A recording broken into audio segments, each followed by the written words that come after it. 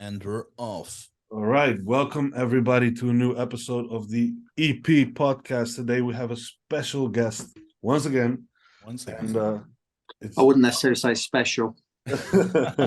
maybe special needs. Special. It's none other than MoFoBodyMechanic, Aaron Caseley, if I'm correct, if I'm pronouncing it right. You are indeed, yeah. Most people know me as Mo or Mofo. Yeah. Jonathan asked me what Mofo stood for, and I said motherfucker. Yeah, right. Yeah. It's basically When you've got an elbow in somebody's glute, motherfucker. that's pretty much what they call you. Yeah. Just a quick introduction from my side. I've been working with Mofo for what's that, like 7 weeks now, 8 weeks? Yeah, about 7-8 weeks. For my bicep tendonitis. I followed him for a longer time on Instagram as well. Really aligned with his vision and his like message around treating injuries and how to rehab. But the man's going to introduce himself, so Mofo, go ahead, take the stage. Right, so as Don said, I'm Mofo or Mo to my friends. I suppose, qualification-wise, I started off working in the Air Force. So I was in the Royal Air Force for 6 years as a strength and conditioning coach. My last posting was what got me into rehab. So I worked at a place called Headley Court, which is a tri-service rehabilitation centre. So we were dealing with people who'd had amputations, spinal cord injuries, head injuries, pretty serious, nasty injuries. Yeah. And I found that the same things that I'd used to, I suppose, break recruits, I was using to fix people who'd had, pretty serious injuries. So that got me into kind of rehab. I did my undergraduate degree. I did a master's degree. I'm currently trying to get funding to do a PhD in tendon and muscle physiology. So muscles, tendons are my, I suppose, specialism. That's why I said special guest. Yeah, special guests, special needs, and special needs. Yeah. If you wanna check him out real quick before you listen to this podcast any further, check out MoFoBodyMechanic on IG. Just look at a couple of his posts and you'll see how much knowledge this guy has around rehab. And then obviously come back to this podcast and listen, because we're going to talk about some fun stuff today, some interesting stuff around. Yeah, I think I'd like to try and help people to avoid making the same mistakes that a lot of the people I see make. Yeah. So I'd like to try and use this as an opportunity to try and educate people around, training, how to build muscle. I'm assuming that most of the guys listening to this, guys and girls listening to this, hypertrophy, building a physique is their primary goal. Yeah.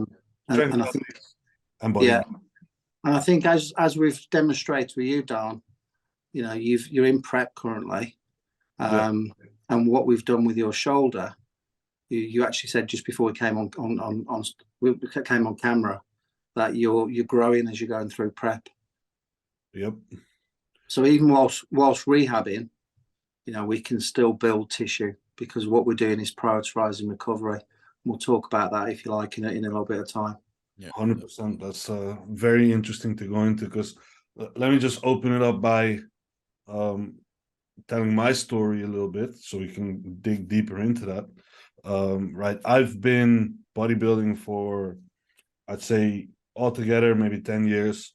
Periods where I was more serious and periods where I was less serious. And right now I've been at it for, I'd say, 3 or 4 years in a row, where I've been consistently training, using gear and all that stuff. Most of which I've been training at a lower volume, higher intensity type training, which we all know is popularized by Dante Trudel, Jordan Peters. Yeah. Which obviously no disrespect to that. It's a very effective way of training. We can see that in the people who do so, especially Jordan Peters himself. Yep. But at some point I started, developing more wrong type of pains than I was developing new muscle tissue. And the only thing I would then do is just either back off and to come back but not be recovered, or start adding in some extras such as like peptides, BPC, TB. Yeah. Maybe add in some MPP like we just spoke about, or DECA. Yep. Just like patches to fix that problem, where the root cause was really in the way of training. I mean, at least for that time, right? And this is something that Mofo and I talked about, and he was like, okay, so why don't you go and lower that intensity, go more a little bit in towards more volume, more time and attention, and give your body the ability to actually recover itself, the tendons the ability to recover, and then you will be able to eventually reload them and go to higher intensities if you want to. But that's the only way you're going to get rid of the problem. So that's everything in a nutshell. But I'm sure Mofo has more to say about it. Well, I think what springs to mind as you're talking about that, there's a common saying: what built the muscle in the off season will hold on to the muscle during prep. Yeah. And I hear that bandied around a lot of times. And I think if you think about this logically, off season, calories are high.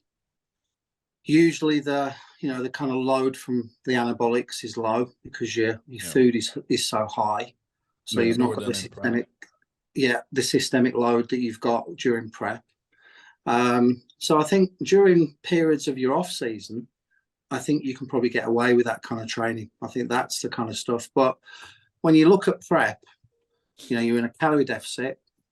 Anabolics are higher because you're trying to use those to hold on to the muscle tissue to maintain that positive nitrogen balance. And yet we continue to train the same way as we did in the off season when the internal environment was completely different. And I think that for me is where most people pick up their injuries. And I think it's because you're overtraining and under recovering. I think that's the primary issue. Yeah, that's the essence of it. Yeah, that's the essence of it. Now, this isn't taking anything away from JP and Dante Trudel, Mike Metzner, who was again Arthur Jones, who again sort of advocated this kind of high intensity type training. But I think these guys, if you look at like say JP for example, JP spends a lot of time injured. I mean, I know he's not competitive at the moment. He took a step to the side slightly in terms of his bodybuilding career. But if you look at anybody that's trained in that format, 9 times out of 10, their career has been ended through injury. Yeah, look at Dorian Yates, Ronnie Coleman. Look at Jay Cutler, who used to use more volume-based approaches to build muscle, and Jay still looks fantastic at nearly 50. Yeah, he never had an injury, right? Yeah, 100%. And I think we've all been kind of brainwashed into believing there's only one way to build muscle, and that's using the progressive overload or linear progression model. And I think that's just one facet of building muscle. Yeah. And we have more examples, right? If we look at Dexter Jackson, same Absolutely. thing. Yeah. Also longevity and maybe as effective if you look at like the actual size they carry, obviously. People will also say like, the higher intensity type of training will create a different look to the muscle. This is something people say, like you'll get denser muscle tissue. More of a grainy look as they describe it, isn't it? So it's like it's grainy. I'm not like convinced that is actually true. We know there is like different ways or different forms of hypertrophy, right? We have more myofibrillar hypertrophy, more sarcoplasmic hypertrophy, and obviously more myofibrillar hypertrophy will create a denser muscle in the end because there's more tissue. But that's not to say that with higher volume you cannot still create myofibrillar hypertrophy, right? You can. I mean, if you look at the mechanisms for hypertrophy, mechanical load is one mechanism. The other mechanism is accumulation of fatigue. So if we think about the high volume approaches, perhaps it takes longer to get that myofibrillar hypertrophy. Maybe a lot of the early days stuff is building the sarcoplasm, so it's sarcoplasmic hypertrophy. But I think ultimately the end goal is those guys have got more consistency in their training. there's more longevity in that type of training. And I think ultimately, what stops most people's progress is injuries. Yeah. And injuries that are poorly managed. Again, this is no disrespect to physiotherapists and chiropractors and osteopaths and any other therapists out there. But hands-on doesn't fix injuries. It was never designed to do that. Hands-on is used for therapeutic purposes. What you have to supplement your hands-on with is you have to supplement your hands-on with a rehab program. And unfortunately, most therapists are woefully prepared in university to actually do that. Yeah, so this is actually something I wanted to dig into with you, because I'm really in line with that and like your vision towards rehab. So let's just, if we can kind of sum it up, what is your ultimate blueprint? Like, say, any injury, right? Obviously there's stuff where you need to recover from, like if you had surgery and you need to do like different type of stuff, but let's just pile them all together and say, like, what's the ultimate blueprint? Because usually what people do when they get an injury is either they ignore it for a while, it becomes too prevalent, and then they go to a physiotherapist or a manual or a chiropractor and they're like, yeah, I just need you to fix me. And then it just becomes an endless cycle of that. That's usually what I see. People go like all that external stuff, like needling, cupping, cracking, massaging, ice baths, you name it, throw it all at it. But I've always found that like this is very like symptom basically treating, which has a place. 100%. Symptom treating has a value, but it's not what's going to fix the injury. So let's talk about like, what is your ultimate blueprint for, say you get injured, what do you need to do? So I think the first priority is getting a diagnosis. So you see your physio or your chiropractor or your osteopath or your manual therapist for a diagnosis, because until you've got your diagnosis, what are you treating, what are you rehabbing? And then essentially, I would say 90% of bodybuilding injuries are muscle and tendon related.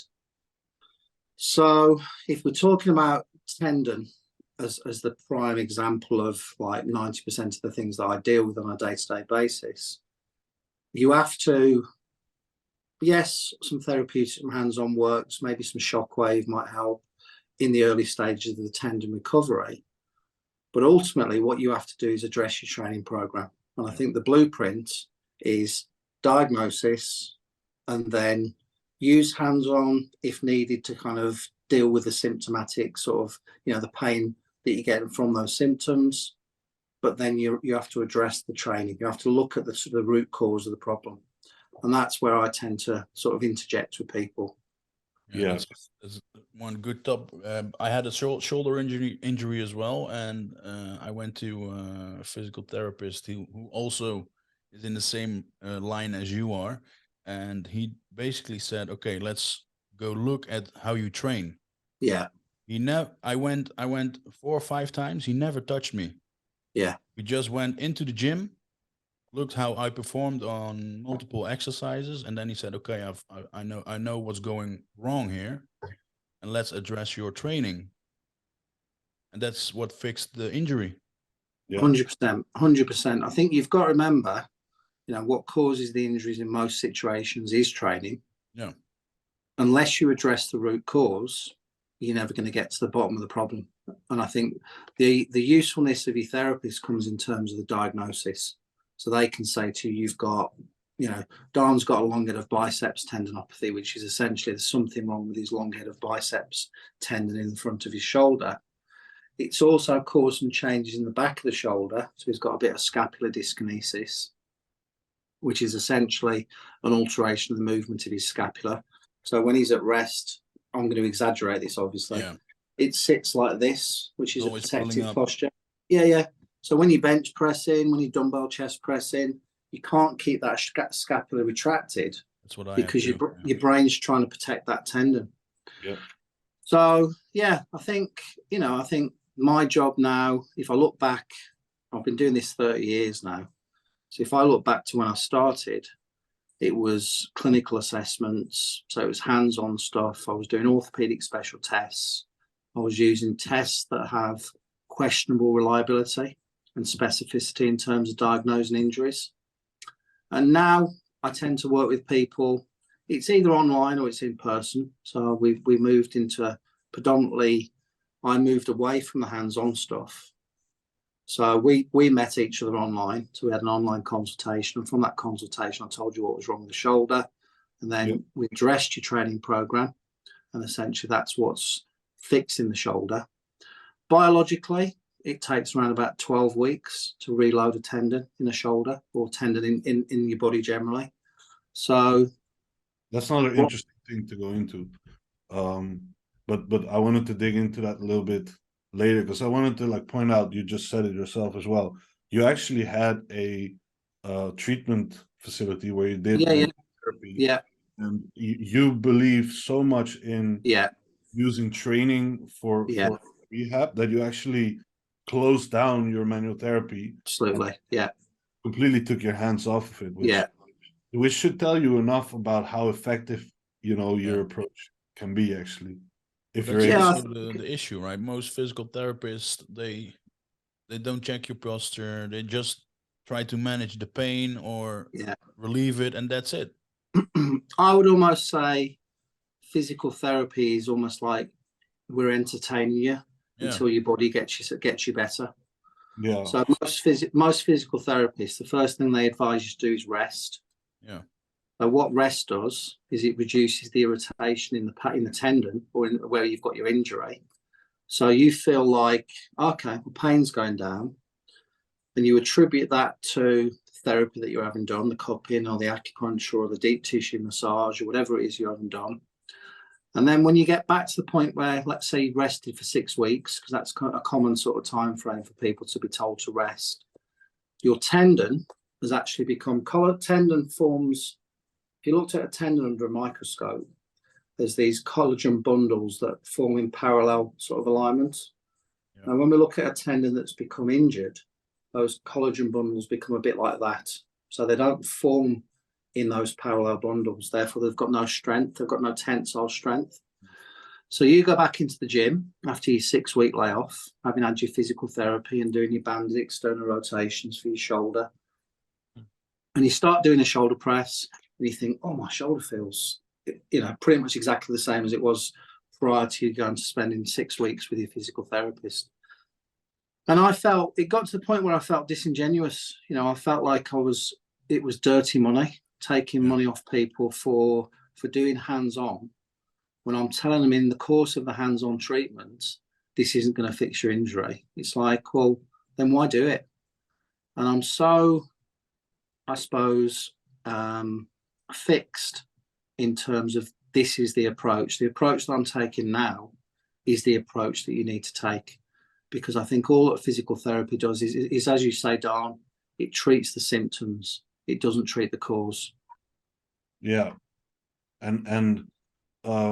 So if we're going to start looking into training, right? Let's say we deal with bodybuilders, guys like me. They want to train. They want to keep on training. They don't want to stop.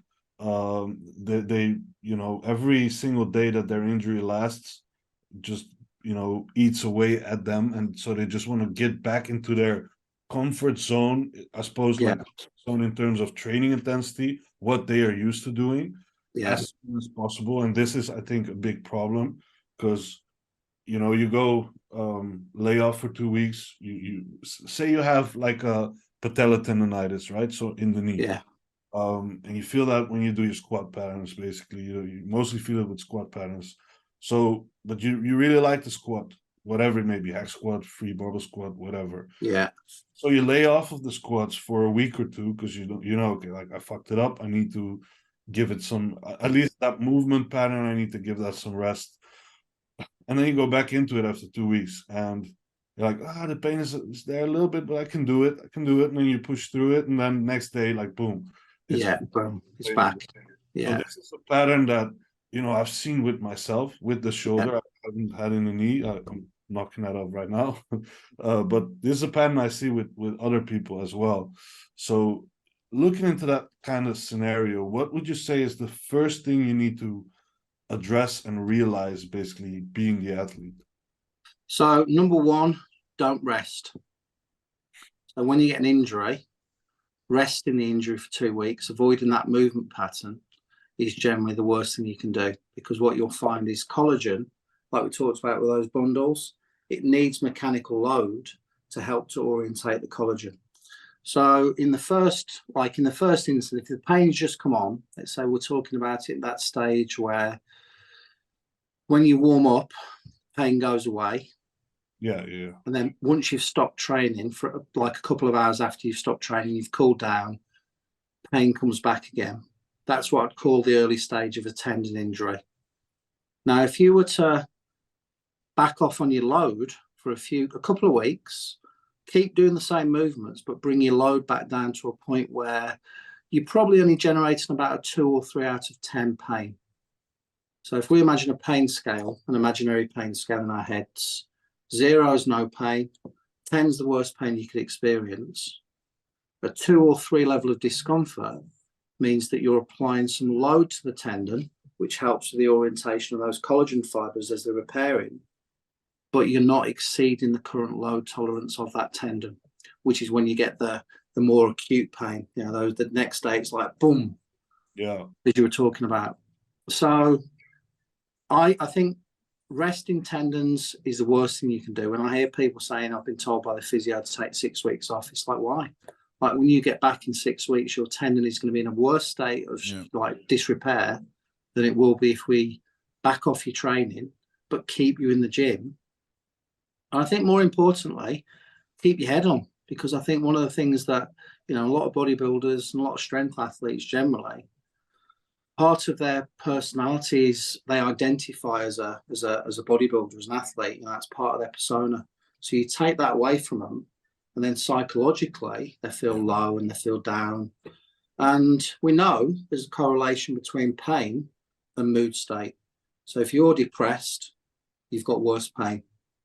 If you're depressed because you can't train, your pain's worse. So it's almost like then a self-fulfilling prophecy. But I remember that, man. Once I had a back injury, like a couple of years ago, and I got to the point where I went to the GP, because I wanted to get a diagnosis for myself. I remember I just wanted to see, like, give me a fucking MRI so I can see whether there's a disc slipped or not, because I just need to see it. If I see it, then I'll have rest in my head, because right now, constantly thinking like, is it a slip disc? Is it this? Is it this? Just give me a fucking visual. So I go to the doctor, and this guy gives me, I don't know if that's the same thing in English, but it's called diclofenac. Diclofenac, yeah. Yeah, so he gives me that, and he says rest for 2 weeks and just walk on the treadmill. Yeah. So I take the stuff, I rest, and I tell you right now, I've instantly felt depressed. Depressed, as in like to the point where you just want to head out and do some stupid shit to yourself. Yeah. Go and smoke some weed in Amsterdam and want some of the cafe. And maybe end up in the canals and live to see absolutely. Like I remember, I think it's interesting. I think the problem is, and I don't really understand the kind of, there will be some neurological changes. So training to failure, the way that a lot of people do with the progressive overload approach, I think it becomes a bit like an addiction. True. And when I work with people and I change that I'll try and change that philosophy. In the first few weeks, you were very good, Don. Like, you immediately jumped on board and said, yeah, okay, I'll do what I need to do to get my shoulder sorted. But in the first few weeks of working with somebody, some of the most difficult conversations I have with them are about their need to continue to train to failure, because they think that it's somehow the panacea that's going to give them this incredible physique. Whereas I think what it is, it's more of an addiction. What you're looking for is probably that dopamine hit or that serotonin hit or any of the other neurotransmitters that you produce when you're training. And also, I think the reason why afraid to lose muscle, right? And I think when you take that away from somebody that's been used to getting those hits every day, what's the first thing that happens? You know, your neurotransmitters crash and your mood drops. Yeah, I think also because, like Jonathan just said, being afraid to lose muscle. And that's the thing we actually started this podcast with. you said, like there's this saying, like what built the muscle will keep the muscle, and so people are really afraid to let go of one approach and just step Yeah. over to a Yeah. different approach. Whereas I think if you break that link, like if you break the link of you can only train this way if you want to keep or gain muscle, and you just let go of that and just, you know, be open to try a different approach, which has been proven by guys like Jay Cutler, Dexter Jackson. We can keep And going on. I and think, you are the prime example yourself too now. yeah, I mean, we can go into that obviously, but I think to be fair, This is where you take your top off, Don, and show us and make us two feel inferior human beings. I haven't shaved, so I'll let you guys. But I haven't shaved for a while either. I think to be honest, there's more examples of like professional bodybuilders, like actual big guys, training higher volume than there is examples of bodybuilders training lower volume. True. Honestly, if we look at the whole history and the whole field, it's Yeah. starting to change a little bit right now because more people fall into that like JP style training, just to give it a name. But throughout history, man, like most of it's been higher volume training actually. But do you not think that what we're looking at when we're looking at the upper echelon of bodybuilding, we're looking at genetic freaks, we're looking at the outliers. Yeah. You know, if you think about, you know, people like Dexter, I mean, what 50-year-old guy walks around looking like he does? You know, there's not many of them. Jay Cutler, you know, I think what you've got to remember in elite sport is they're elite for several reasons. Genetically, they're gifted in terms of their ability to be able to build muscle tissue. Genetically, they respond to the gear differently. You know, I've interesting conversations with some of the IFBB pros in the UK, and you'd be surprised how little gear they actually take. You know, you're talking a meal a week in the off season of test. Yeah. And it's like, so what we're doing is we're drawing comparisons for our own training from people who could probably do anything. They could probably train high intensity, low intensity, high volume, low volume, and they'd still grow because they're the outliers. And I think what I'm the same results. Yeah. Yeah, I think what I'm trying to get across to people is that most of us don't fall into those outlier, you know, whatever those genetic predispositions and differences are. Yeah. We don't fall into that category. And I think it's the kind of people who aren't at the top level that need to hear this message. Also, if you think about it, like Jonathan, again, I'm coming back to your point where you're saying the people don't want to like let go of that type of training because they identify as a bodybuilder, they identify, and they're afraid to lose muscle, right? So if we just take that part, you're afraid to lose muscle. If we know that the current way you're training is causing you injuries, it's causing you to be injured, do you, like, just think logically, do you think that continuing to train that way will get you any further since you're injured already? Like, what the fuck do you want to go and do then? Like, magically. I think about this from a, like, you know, we've talked a lot about the experiences of other bodybuilders, but if you look at the science, so if you look at people like Brad Schoenfeld, Danas has done some really interesting work about do you have to damage muscle to build muscle. There's three mechanisms they've identified with which we can build muscle. So load is one of them, time under tension is another, and metabolic stress or fatigue is another mechanism by which we can build muscle.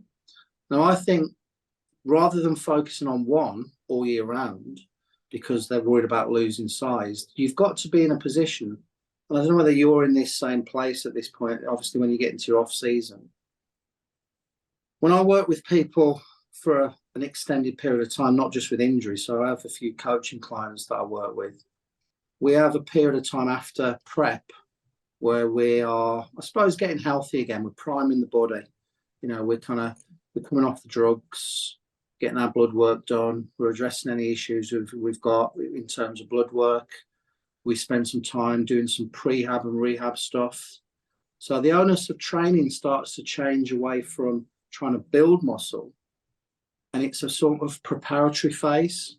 So what I'm trying to do with them is I'm going to get them in the best possible shape I can, so that when we hit the next build phase, there's no injuries. The blood work's good, the calories are high, recovery is good, sleep's good, all the other things that we have to make sure are, you know, on point.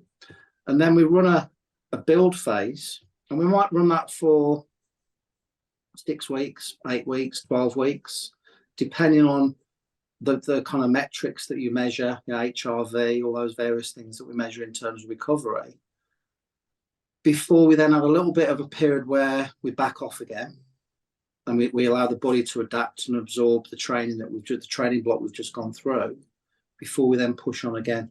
So I think people have this misconception that they can grow all year round, and you can't literally grow muscle all year. You have to prime the body in over a period of maybe 6 to 8 weeks post competition, in order to then maximize the use of that building phase. And also, like, switching those phases. We talked about it, Jonathan, in the last podcast, and Mofo, we talked about it as well in our last call. If like I experienced right now when I switched from doing the like top set, back off set into like doing 3-4 working sets per exercise, now just increasing that volume, increasing time under tension, building up more fatigue, less like nervous system load at once. Like, I made the switch, like, boom. I've been growing for the past 6 to 7 weeks.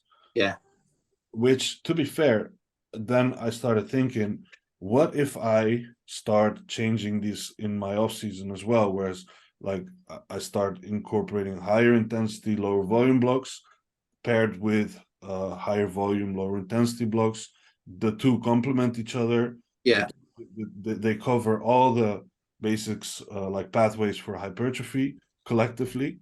And it gives the body time, like you say, to absorb the previous block, recover from it, both neurologically and like physically, as in the structures, which then kind of, you can't grow year round, but it continuously sets you up to grow whenever you will be able to grow. That's when you decide you're going to run a slightly higher cycle and you're going to use the next 12 weeks to put some size back on, you're in a good, you've primed your body ready to go. You're not kind of carrying injuries from the previous build phase. You know, you've addressed those injuries. It's periodization. I mean, what we're talking about here is periodizing your year. Now, I work across a variety of different sports, strength sports, and powerlifters and strongmen are very good at periodizing their years. I think what bodybuilders tend to do is not periodize. There's off season and there's prep. And the only difference between off season and prep for a lot of bodybuilders is in off season, you're eating more food and taking less drugs, and prep, you're eating less food and taking more drugs, but the training style doesn't change. And I think that's a fundamental issue, you know, and I think that's why so many people, like your listeners will probably testify to this. Prep is the time where you get injured. Or sometimes you get injured during prep, you don't notice it just yet. You only start feeling it like when you come off your prep. Absolutely. 2, 3, 4 weeks into your post-prep phase, and you're like, oh, I just fucked myself right now. Whereas actually you did that in your prep already. Because a tendon injury takes multiple weeks to build up, right? Oh, 100%. Yeah, I mean, tendons are asymptomatic. Tendons are asymptomatic for weeks. You know, the first thing the first signs of a tendon injury are a little bit of an ache. Let's say it's in the shoulder with Don, like we're talking about Don's shoulder. There'll be a little bit of an ache in the shoulder. And that's the first sign that the tendon's becoming disrepaired. It's becoming inflamed. And then that ache becomes an ache that gets worse. And once you've warmed up and you've got into your working sets, it kind of goes away for a bit. And then when you finish training 2 or 3 hours afterwards, after you've cooled down, that ache comes back again, and it's there for 2 or 3 days post-training. And then it gets to the point where eventually the amount of disrepair in that tendon starts to affect your everyday life, you know, picking shopping bags up, food prep, meal prepping, you know, all the kind of basic stuff that we should be able to do pain-free.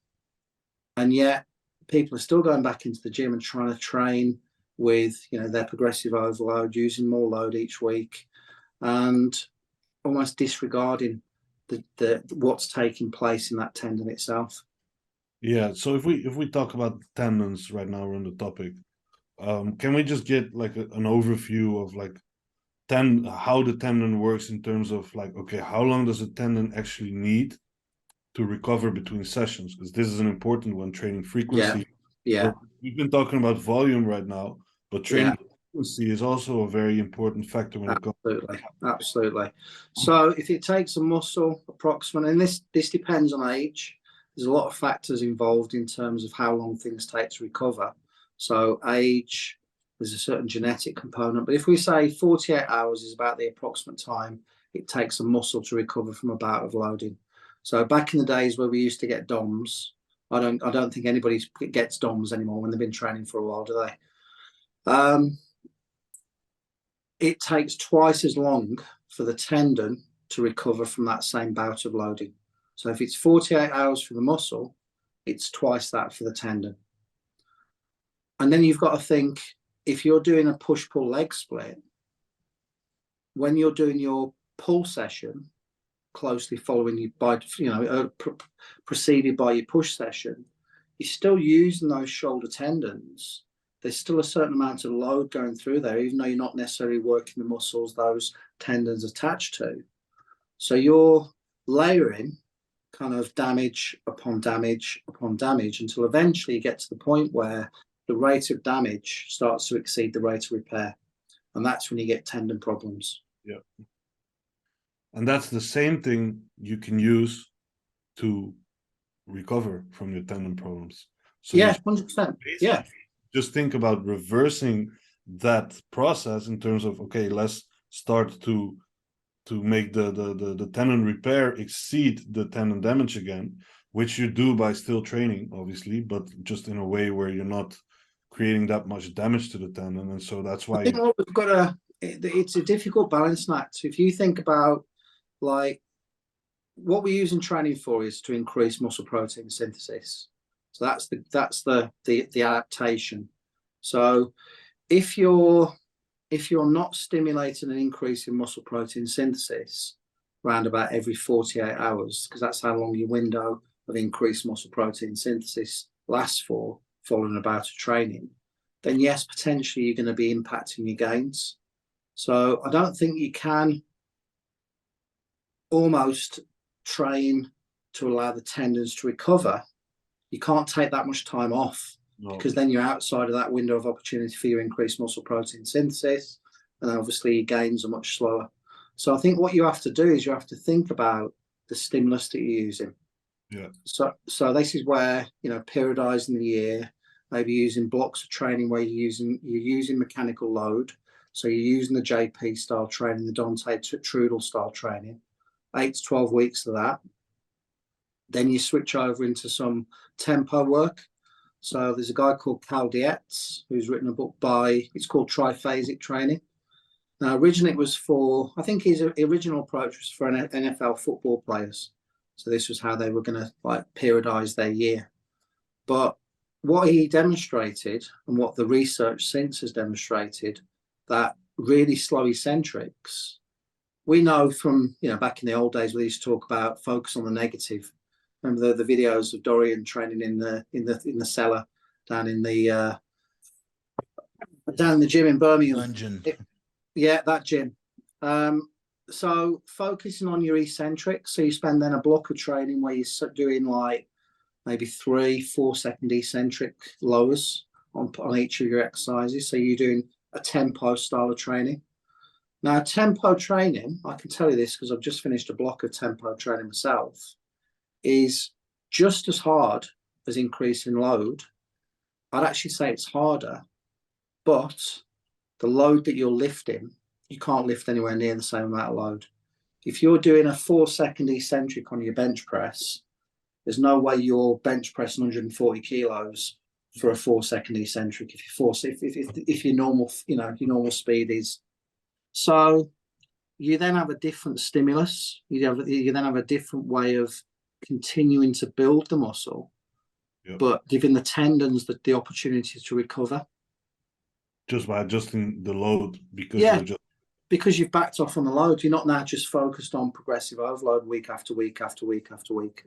and so I think what you need to understand there, take away from what Aaron just said, is that you can take away load, because load is a tool for, you know, increasing muscle protein synthesis and creating adaptation. Load is one of the tools, and if you pull back on that tool, you can then just push another tool more towards the front end, which now in this case he used tempo training. So just more time under tension will then replace the need for higher load.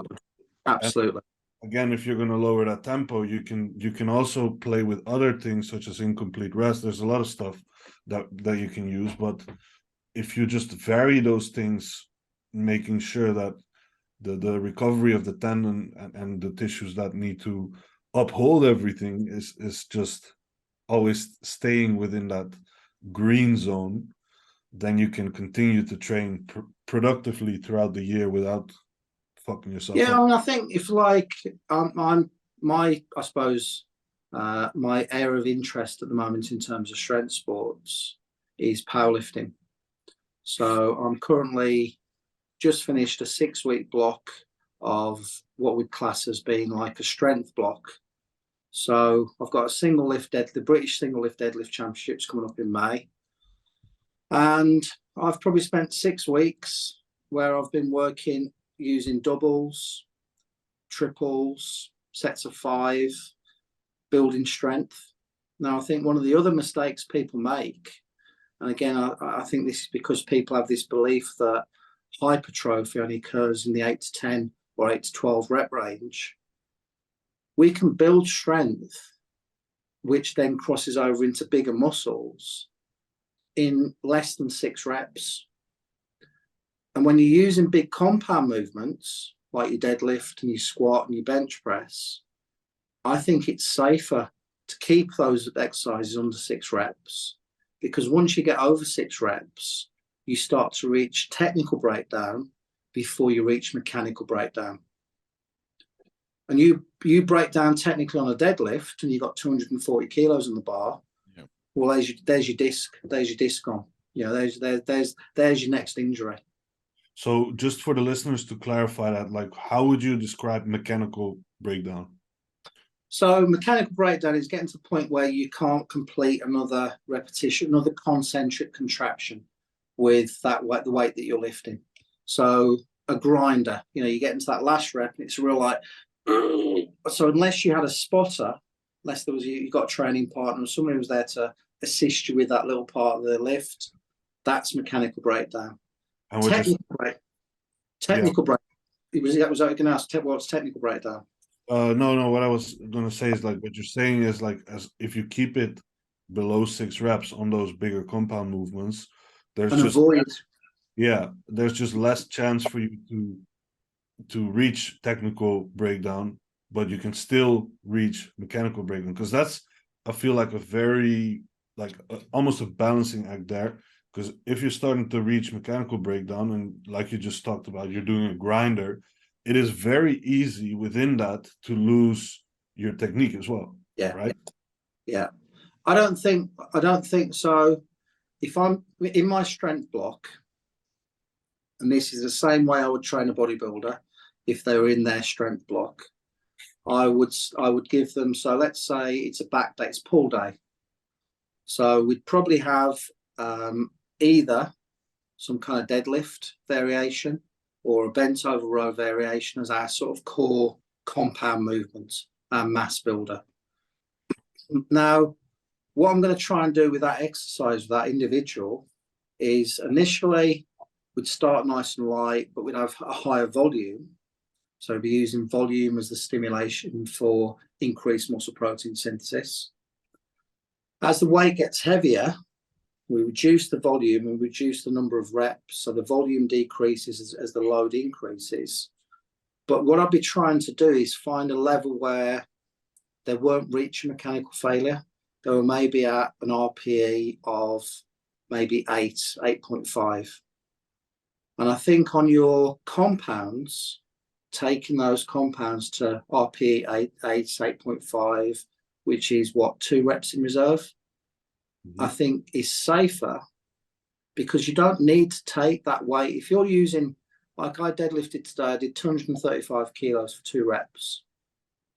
Now I can feel I've done 235 kilos. My body tells me there's an adaptation. I haven't gone anywhere near mechanical failure. It's taken me 6 weeks to get to that stage. But from an adaptive response, there are connective tissue changes, there's muscle changes. And if my goal was hypertrophy and I was feeding that hypertrophy block, then essentially I would be building size and strength at the same time. Yeah. And then what you do is you add then your assistance exercises. So you build your session around that one big compound, and then you add your assistance exercises so you can hit the muscle from different angles and different body parts. But what you're doing with those is you're using them almost to get blood flow into the area. So you're trying to improve the sarcoplasmic hypertrophy rather than myofibrillar hypertrophy, which is what your compound's done. And that's where you create more of that metabolic stress, right? That's where you create more of the metabolic stress, 100%. Yeah. And it's not as doing it that way, you're not leaving the gym. Like I've done, so I did my top three sets there. I did a double at 215, a double at 225, a double at 235. And then I went down to 150 kilos. I did 3 sets of 3 with a pause. So a 4-second pause off the floor. Ooh. This is again on the deadlift. They're disgusting, Yeah. but they build strength and stability like nothing else. I then did 150 kilo box squats for 2x6. And I finished off with some good mornings, 2x8 good mornings with about 100 kilos. And that was my session. That was me done. That's a lot of like hip loading there. Yeah, it is a lot of hip loading because my competition requires, so the competition in May is a deadlift only comp. Yeah. So, but that's this week, that's my only hip loading session.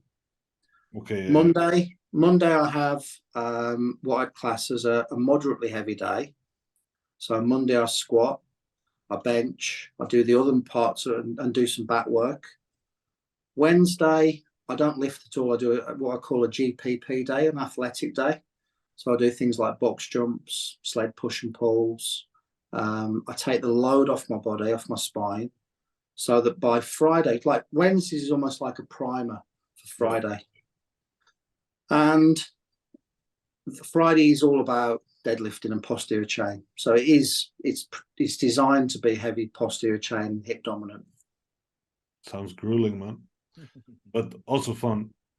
Yeah, and I think if you take the principles of that movement and we apply that to a bodybuilding split, let's take the push-pull leg split, for example. So if you get on with a bench press, if you can connect well with your chest on a bench press, and I think there's reasons why people don't like bench press, well, they don't connect well with it, and that's to do with things like the sternal angle, and then the way that your chest fibers come off the actual sternum themselves. So you find your compound movements that you can progress your load on, and you build your session around that compound movement. So your push session, let's say it's a bench press, that's your heavy compound.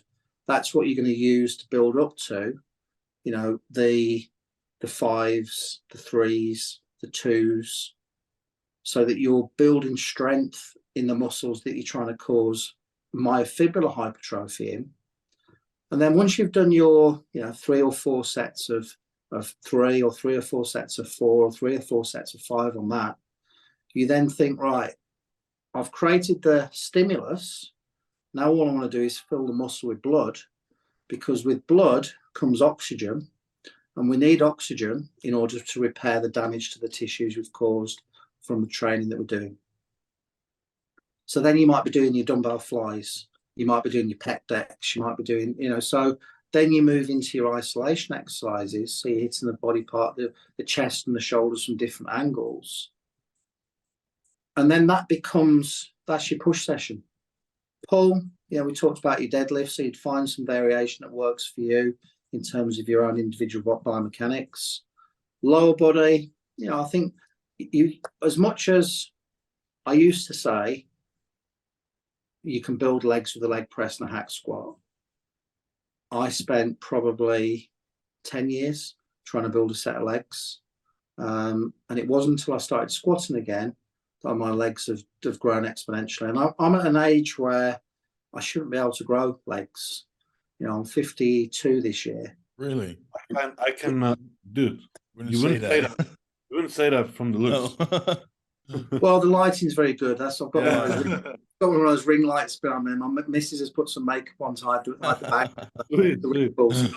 I can actually attest to that myself as well, because last off season before my previous competition, I'd only do hack squats, and maybe some pendulum squats, and my legs just like disappeared. Whereas previously, even before that, I used to squat, and I'm like, not to sound cocky or anything, I'm just good at squatting. So I really liked squatting as well, which have built my legs in the past. And then I swapped to like the hack squats and all that stuff, and my legs were like my smallest body part in my last competition, where my legs used to be my biggest one. Now this past off season, I've spent my whole off season back squatting, and people are commenting about my legs like, what the fuck happened? Yeah. What have you done? Are you putting synthol or whatever the Mediform into your muscles? Yeah. I think, you know, I think you whether you're trying to build strength or build muscle, because I think it's the same thing. If you're stronger, you can have bigger muscles. Yeah. You've got to remember that the basics are where the best kind of your ability to be able to add load and progress the movements come from. You know, your leg press, the leg press is designed. The reason why people can use 500 kilos on a leg press and yet can't squat 120 kilos is because machines are designed to make it easier for you. Yeah. Where you get 180 kilos on your back on a squat, you unrack 180 kilos and that's sat on your spine. You think, fucking hell, that's heavy. Yeah. And now I've got to squat down and back up again 3 times with that. That's a lot of mechanical stimulus. And I think we're all, I suppose, guilty, me included. I was guilty of wanting an easier way to build my legs, and the leg press and the hack squat. I'm not saying it's easy, because you know you can really hurt yourself on those machines. Yeah. But I think there's nothing better. The stimulus you get from a squat is hard to beat it's hard to beat with anything else. Yeah. And also changed the hack squat 2 weeks ago into just a normal back squat, and I immediately feel the difference already, just in 2 weeks. Yeah, 100%. It's also, I feel like, a more complete builder in general, because with the hack squat, obviously you're taking away a little bit of the stability component, but also you're taking away a bit of like that, we'd call that the frontal plane movement. Yeah. For the hips, right? Yeah. With a squat, your hips are moving in space. Your hips are moving in that frontal plane, where there's, you know, your adductors have to work there, your glutes have to work there a lot more than they have to in a hack squat. As soon as you introduce something that's you've increased the stability of that movement. So the hack squat, the leg press, because you're lying back on a pad, or you've got, you know, a pad on your shoulders. You've probably reduced the amount of muscles needed to be recruited in order to do that movement. So that's also the reason why they're saying, like, actually, like the more popular opinion at the moment is like a hack squat is more beneficial for hypertrophy versus a free bar squat. That's the more popular opinion right now, because the reason behind of it is like more external stability, meaning you can produce more force in the target muscle, which in this case would be the quads, right? You place your feet super low, you create a lot of knee flexion, you brace it all into that pad, and you focus purely on the quads, which holds some truth, I believe, yes. But I'm thinking, why not do a fucking back squat where there's other muscles involved, you're still training heavy, and get more all-round growth? Yeah. And I think if you want to target quadriceps, you do a heel elevated squat. So you're a bit more knee dominant, a bit more quad dominant. You know, I think there's variations of squats so that you don't need, and I think the reason why, because people don't squat, that's why they're having to do like accessory adductor work, you know, specific adductor work, specific abductor work, specific hamstring work, you know, because they're not hitting those body parts with the hack squat. Yeah. So like you say, you know, why do 10 movements If you can do to hit all those different muscles that you're hitting in one movement? You're minimizing your fatigue that you're going to accumulate, especially if you're training in that kind of less than 6 rep range. So you're building strength. It takes some skill, so you do have to learn how to squat. And I think, you know, there's a skill component in squatting as well as a strength component. But once you've learned how to back squat, you don't unlearn how to squat. It's like riding a bike. You know, you might be a bit rusty when you start off again, but you keep the loads light, you build your neurological confidence, you build those neurological pathways back in, and essentially you're then back into back squatting and actually building some legs. You know, like I say, I'm 51. I run a little bit of TRT. So I run 125 milligrams a test, primarily for health reasons. And this year, you know, I'm 100 kilos on the nose. You know, if you can't see my arms, but you know, I'm vascular. It's not like I'm 100 kilos like a lot of powerlifters are. They just tend to be like mass moves mass. I'm still athletic. I can box jump 30 inches. I can, you know, I can run. I can sprint. Yeah, I can squat 180 kilos. I can deadlift 250 kilos. And I think those are testaments of how you build a athletic and strong physique. Yeah. 100% agree. So Jonathan, you just reincorporated the back squat, so you're getting ready for some fresh leg gains now. Tomorrow, yeah. So Aaron, How did you do that, Jonathan? How did you like reintroduce your back squat? 4 plates straight away. 4 plates straight away. Yeah. Yeah. No. One day I came in the gym and I had a leg session and I just didn't feel it. So I thought I need to have something to motivate me. So I thought, well, let's do a bit crazy and go back to a back squat and see if I'm still able to do 200 kilos. And were you? No, I couldn't. I managed 180 for 4 reps, so that wasn't too bad. Yeah. But then I immediately felt like, okay, this is something I didn't feel before during regular leg days, and that's something I've missed too. There's something very, like, I think we all lift weights for the same reasons, don't we? There's something very primal about lifting big weights. And I think when people hear me talking, they think, oh, I'm against lifting heavy weights. I think it's not that I'm against lifting heavy weights. There has to be periods of time in your training where you're progressively overloading. But I think what I'm against is that progressive overload 12 months of the year. That's the issue. Yeah. At some point you're just like forcing adaptation where it's not happening. Yeah, 100%. And that's where the injuries then come on. Yeah. Starting to like we talked about this last time, Jonathan, as well. Like we see people, they're just looking at the numbers. Like we forget about bodybuilding, that it's also about like what's actually happening within the muscle. But they just look at the numbers like, okay, last time I had 8 reps, I need to get 9 reps. And so they would do like 7 reps on a pendulum squat or a hack squat, and then just sit for 10 seconds at the top and like, okay, do one more.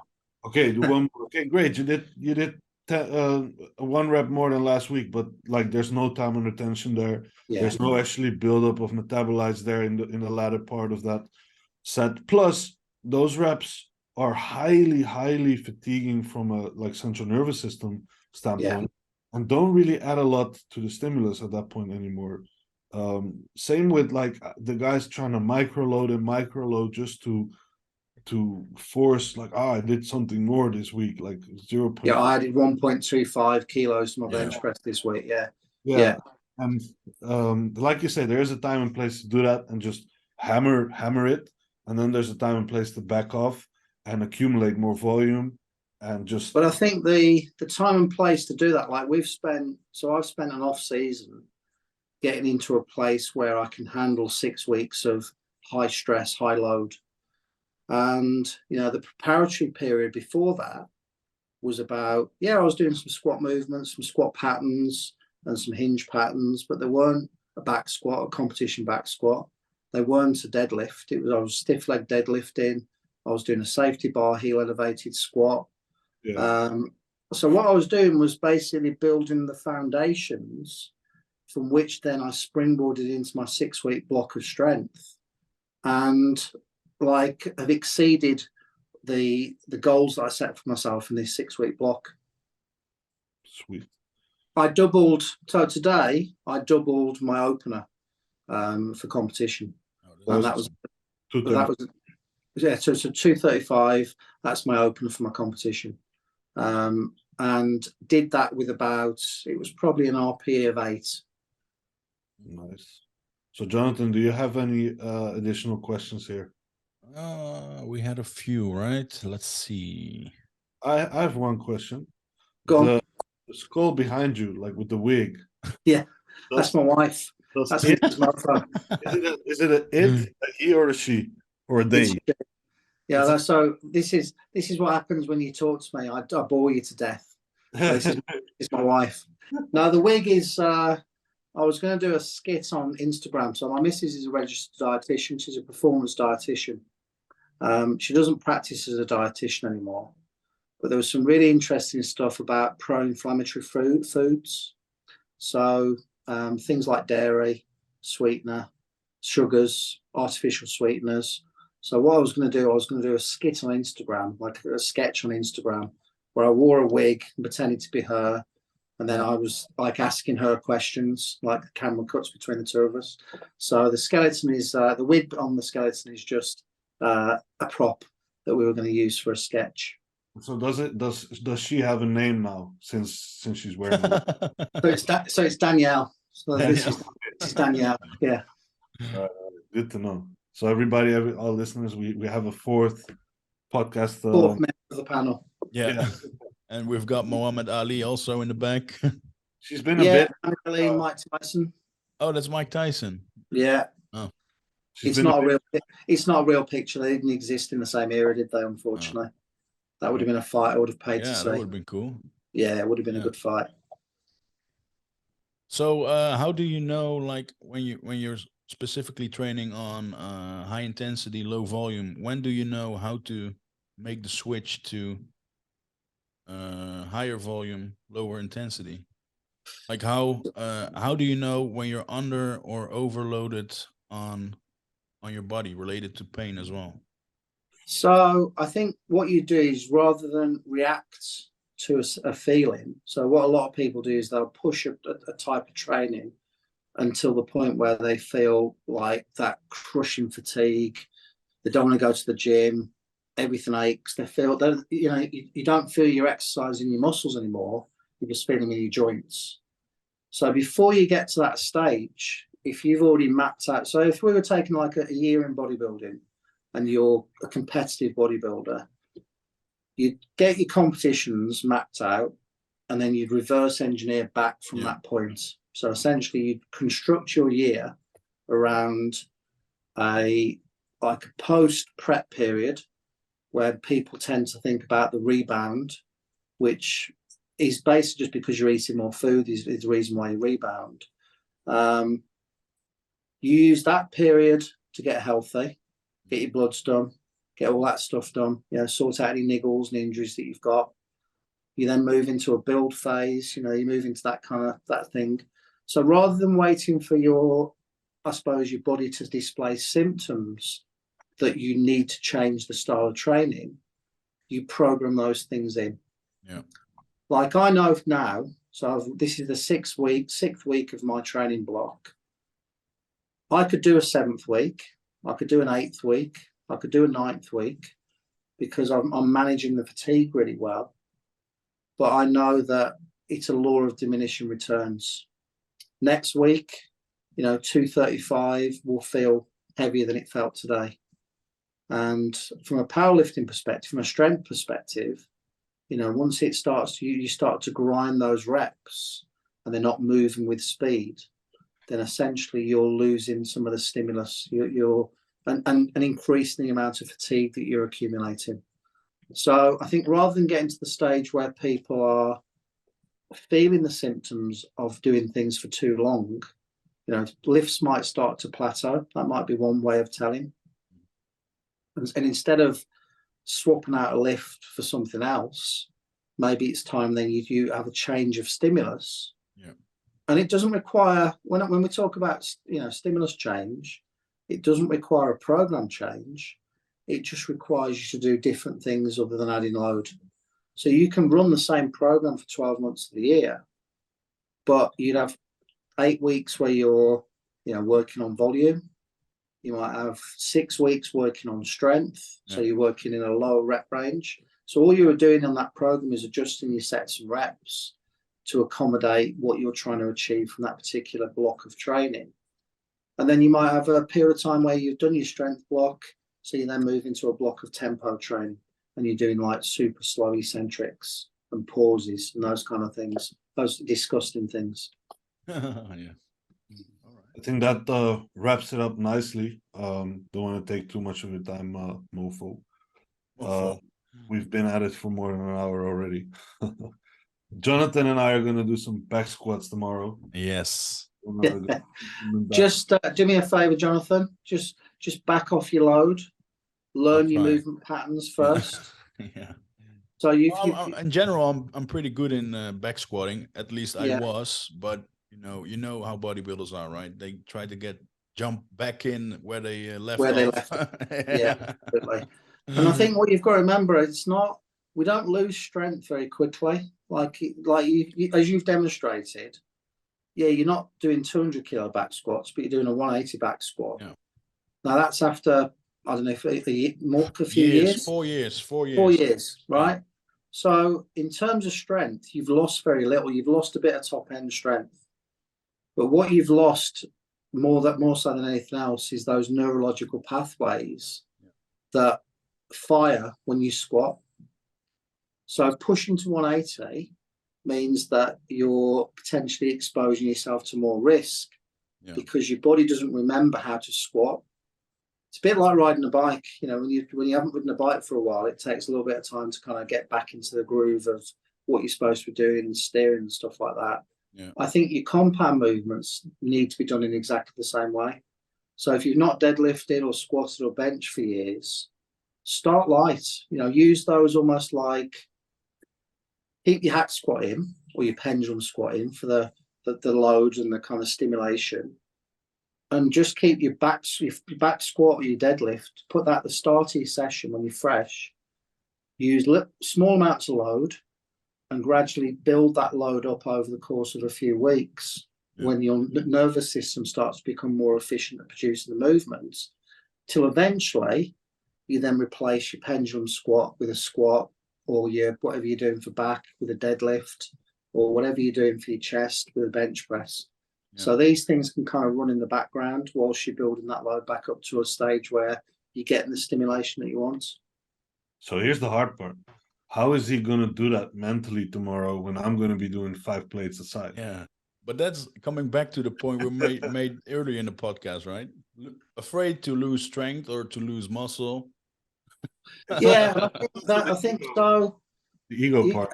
Yeah. As you've just demonstrated, in 4 years you've lost 20 kilos worth of strength, which is I would say is just down to the fact that your movement patterns are rusty. Neurological movement patterns are rusty. Yeah. Muscle. So unless you're on the International Space Station and you've got zero gravity, where there's no gravity, muscle takes.